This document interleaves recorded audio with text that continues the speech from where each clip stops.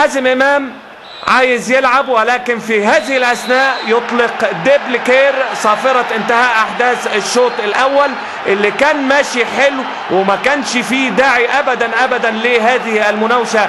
واحنا بننهي النصف الاول من رواية اليوم في لقاء القمة 103. انفلات اعصاب غير مبرر ما بين لاعبي الفريقين، الشباب والخبرة والتعادل السلبي. وبهذه اللقطات أشكركم مشاهدينا على حسن المتابعة. هذه تحياتي محدثكم أيمن الكاشف. والآن نطير سريعا بعد الفاصل إلى الإعلاني إلى ملعب الأهلي والكابتن سيد عبد الحفيظ ونجومه الكبار، كابتن هادي خشبة، كابتن حلمي طولان، كابتن أحمد عبد الحليم. فإلى هناك.